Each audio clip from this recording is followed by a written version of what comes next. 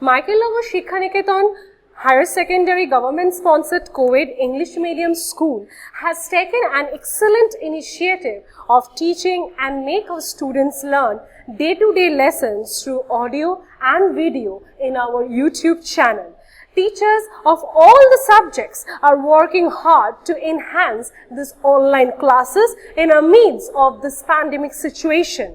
It is a request to all the teachers, students and guardians to click the bell icon and subscribe our channel.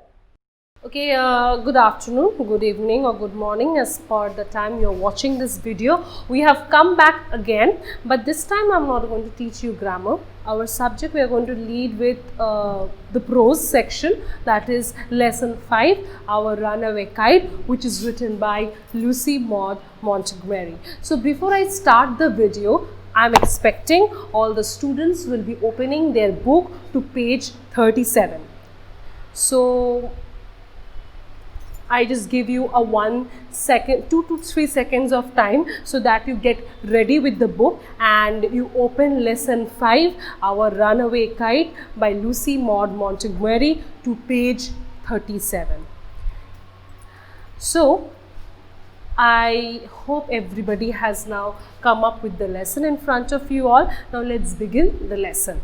Unit 1.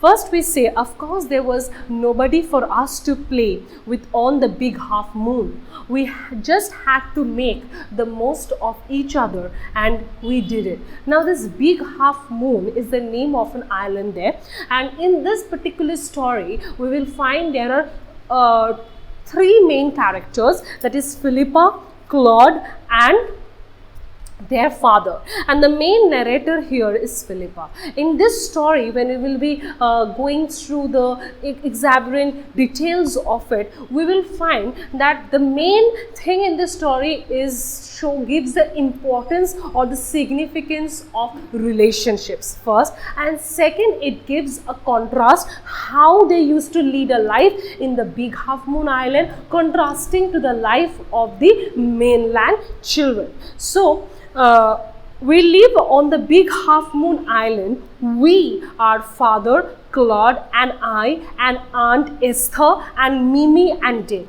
It used to be only father and Claude and I. It is all on account of the kite that there are more of us, and this is what I want to tell you about. So in this particular paragraph, if you find that the word we has been put in the quotation, quote unquote, why it has been done? Because the word we shows not only Philippa, Claude and father, but also Aunt Esther, Mimi and Dick, who has now come to the big half moon island and started staying with them.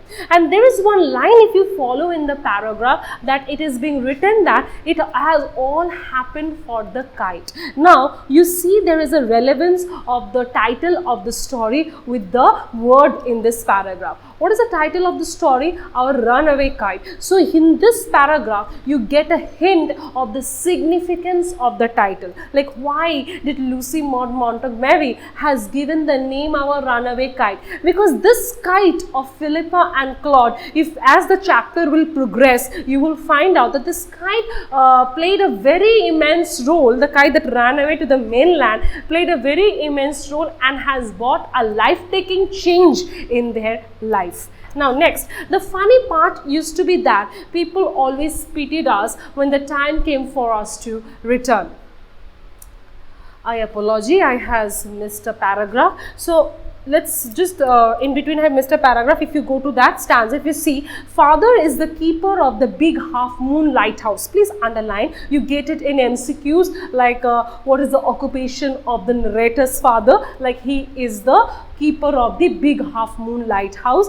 I am 11 years old, that is Philippa, and Claude is 12, his brother. In winter, when the harbor is frozen over, we all move over to the mainland. As soon as spring comes, we come back to our dear island. So harbor, why? What is the meaning of harbor? The meaning of harbor is the place where the ships are being ported. Because From the very first word we have understood that why this is a place of ships, because his father is already a keeper of the lighthouse. Lighthouse plays a very important role in signaling the ships on the sea. So harbor means where the ships are being ported. So during the winter time, the entire harbor gets frozen up and it's a very chilly winter there. And so at that point of time, Philippa, Claude and its father come back to the mainland, and again with the arrival of the spring they come back to their dear island. So this is the main function that they do during the time of winter when the entire harbor gets frozen up. Now the funny part used to be that people always pitied us. When the time came for us to return, they said we must be so lonesome over there with no other children near us. Of course, Claude and I would have liked to have someone to play with us. It is hard to run pirate caves and things like that with only two. But we used to quarrel a good deal with the mainland children in winter. So it was perhaps just as well that there were none of them on the big half moon. Claude and I never quarreled. Now, I read this paragraph for you. I hope you have followed the paragraph. Now let's come back to a small gist explanation of the paragraph. That is, whenever Philippa and Claude used to go to the mainland, you know what happened? The children out there used to pity them. Actually, they not used to pity them. In the gesture of pitying, showing sadness, they used to poke them that they don't have anybody to play in the big half moon island. They lead a very lonely life. So somewhere, you know, Philippa and Claude know that they are correct. Of course, because there were many games that they used to play, like running pirate caves or many other games where only Philippa and Claude has to manage, and there were no other friends or no other cousins or siblings with them out there. So somewhere they know at the deep core of their heart that they are lonely, but yet they are very happy because they make the use most of each other, and therefore to justify that they are really leading a very happy life, they used to quarrel with the children of the mainland to show that Philippa and Claude just make the best use of each other while they spend their time at the big half moon island. Now please move to page number 38. To be sure, father did not seem to have any relations except us. This used to puzzle Claude and me. Everybody on the mainland and really had relations. Why hadn't we? Was it because we live on an island? We thought it would be so jolly to have an uncle, an aunt and some cousins. Once we asked father about it, but he looked so sorrowful that we wish we had not. He said it was all his fault. Claude and I didn't understand what he meant. So, when coming back to the mainland, and when the mainland children used to say, oh, you all are lonely, you don't have anything. So, they used to fight with the mainland children to show that they are really very happy and they are really making the most use of each other. But somewhere that thing would deeply set inside their heart.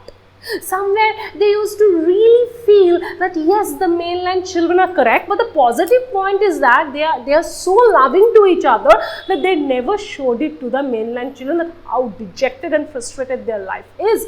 But somewhere, if not a frustration but dejection, that means sadness, used to work in them, especially seeing the mainland children where they have uncle, aunts, friends, so many relatives. So that question used to always prick them, that why they don't have any relations. And most importantly, once they could not resist themselves and went and asked his father that, Father, why don't we have any relation?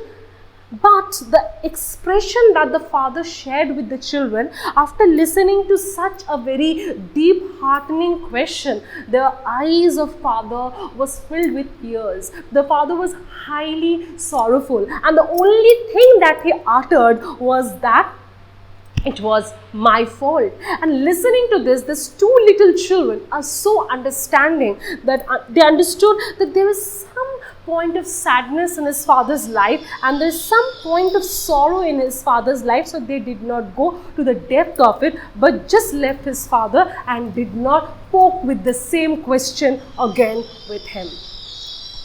Before moving to Unit 2, I would request the students to do comprehension exercise 1, 2 and 3 in the book itself. So now let's move to unit 2. Open to page number 40, everybody. Okay. It is always lovely on the big half moon in summer. When it is fine, the harbor is blue and calm. Please underline this, with little wind and ripples. Every summer, we had some hobby. The last summer before Dick and Mimi came, we were crazy about kites. A boy on the mainland showed Claude how to make them. Back on the island, we made plenty of kites. Claude would go around to the other side of the island and we would play shipwrecked mariners signaling to each other. Now, just the first two lines you have to underline, because this question is being repeated in the year 2018 maybe, as you are the question was how the harbor looks during the summer. So you can underline this question. It is always lovely on the big half moon in summer. The weather is very fine and blue, and the water is blue and calm with ripples and little wind. So this question comes very often, so you can underline this. Now the next part which you see where Philippa, the narrator, talks about the hobby.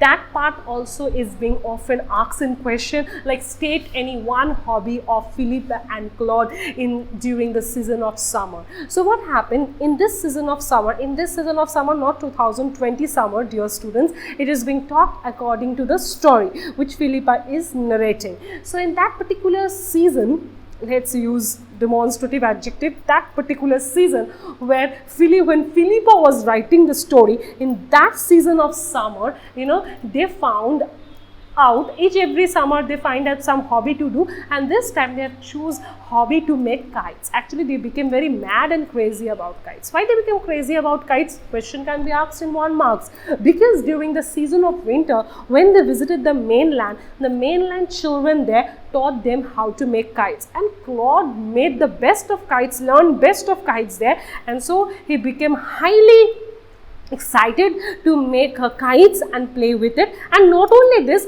they also another game that they play during the season of summer is shipwrecked mariners, where both the siblings used to go on the both sides of the sea and they used to signal each other. So the question is not how they are playing the game, that never been asked. The question asked is like, state any two hobbies or games that they love to play during the season of summer. So the two hobbies is, one you can get making kites, and the second is playing by signaling each other as shipwrecked mariners. Okay, now move to the next paragraph. We had a kite that was big and covered with lovely red paper. We pasted gold tinsel stars all over it and had written our names full on it: Claude Litty and Philippa Litty, Big Half Moon Lighthouse. Now, this paragraph is also very important because the question comes how the narrator and his brother decorated the kite,